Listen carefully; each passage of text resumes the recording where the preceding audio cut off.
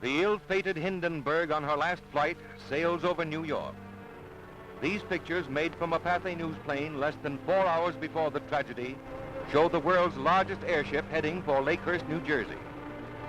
Over Newark's famous auto skyway, the airship was hailed by thousands who little dreamed it was their final glimpse of the Hindenburg.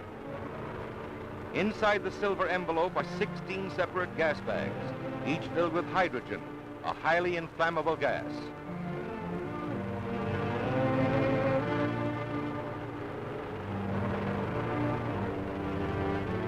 From the ground, you can see the forward control cabin from which the ship is operated.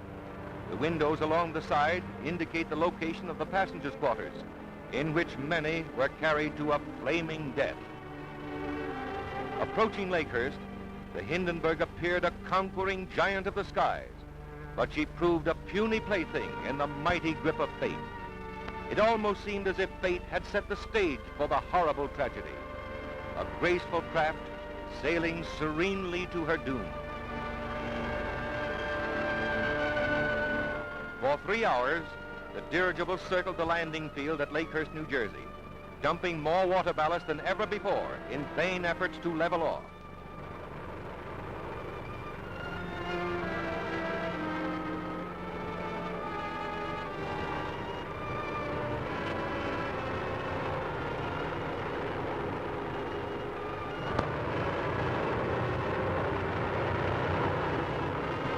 Again she dumps ballast, and a nervous tension grips those who are watching, for this is something unusual.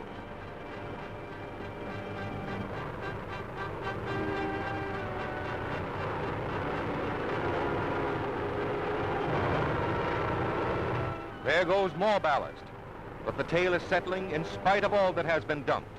A grim note of impending tragedy.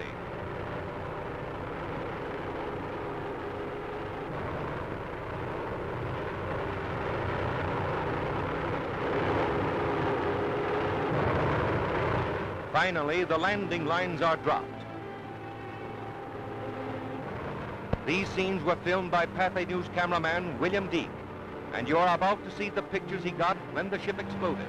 Those aboard leaping for life from a flaming inferno, the actual crash of the Hindenburg, an airship destroyed in less than half a minute.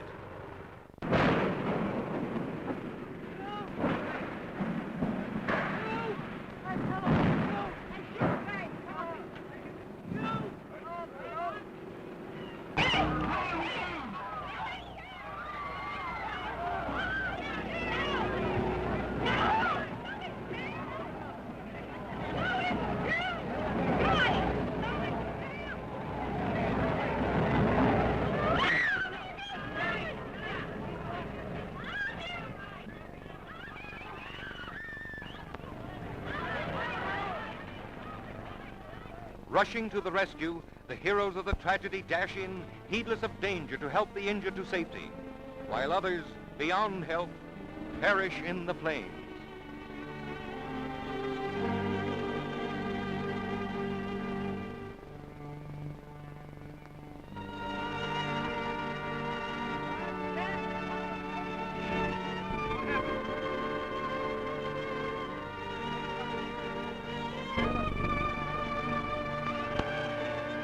The blazing aftermath reveals the extent of the disaster, an inferno which became a flaming tomb, a twisted mass of the scorched skeleton of what was once a mighty airship.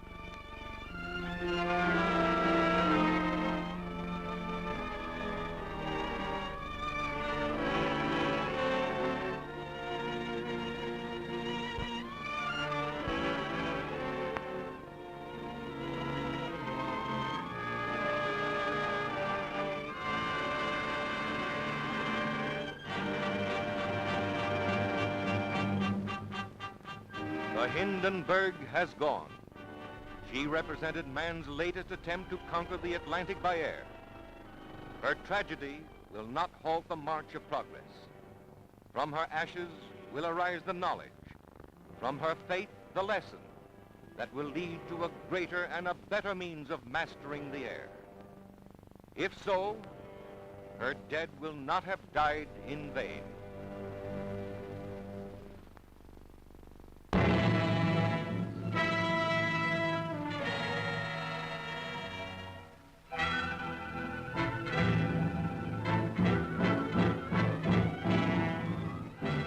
German Zeppelin Hindenburg, Queen of the Skies, seen here from a universal newsreel camera plane as it sped over New York to its tragic end at Lakehurst, New Jersey, now lies at the Naval Air Station a twisted mass of metal.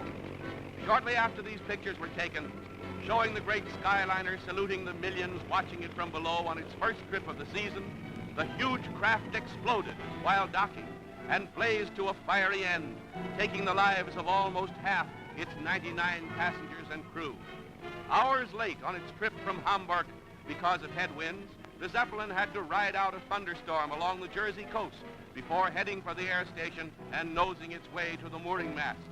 The wind is bad and the docking is a ticklish one, but it's all a thrill for the crowd of happy passengers eager to land after their transoceanic trip.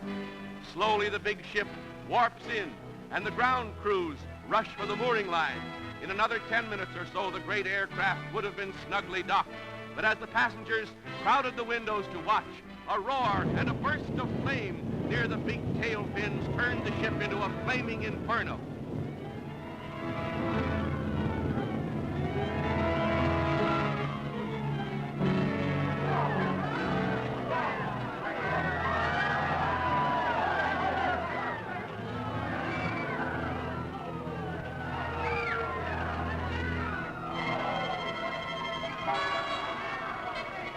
Passengers and crew, the fortunate among them, fell or jumped and were dragged to safety before the fiery furnace took their lives.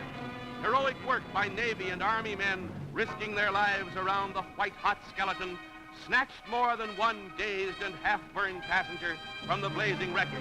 But for the most of those trapped in the incandescent tangle, there was no hope. It's the greatest of miracles that anyone came out of the disaster alive.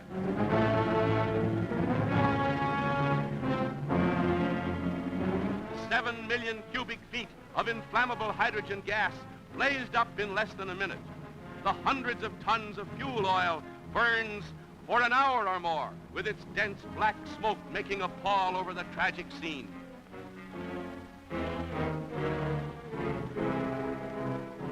In all the history of air disasters, this is the worst, the most terrible. Hailed as the luxury liner of the air, the Hindenburg's horrible end has shocked the entire world. The pride of the skies reaches its journey's end.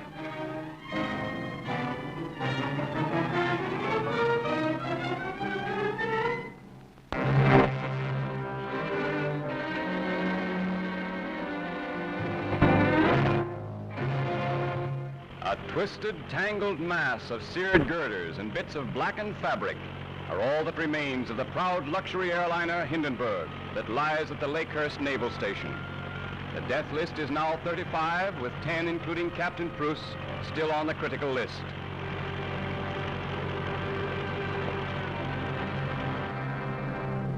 With the next morning's first light, a naval inspection board headed by Captain Haynes inspects the wreckage, as others search the still smoking ruins for a possible clue that might yield a key to the mysterious disaster. The remains of the Hindenburg will not be moved until the arrival of Germany's expert, Dr. Hugo Eckener, who heads a commission that will conduct an investigation simultaneously with the Department of Commerce.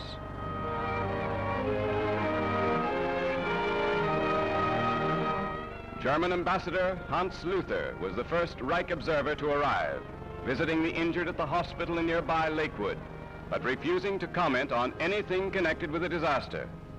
As soon as is possible, the injured who can be moved are carried to ambulances for transfer to New York, 60 miles away, so as to receive everything that medical science can offer. Swathed in bandages, they may be more than thankful for their miraculous escape from the blazing inferno of the Hindenburg. Members of the crew not seriously injured were housed in the officers' mess at the naval station. 13-year-old Werner Franz, a cabin boy, is the youngest survivor who will appear before the Department of Commerce Investigation Board that calls Commander Rosendahl, head of the naval station, as first witness. But experts believe the exact cause of the greatest of air disasters will never be known. Over the Hindenburg will loom a question mark that can never be forgotten.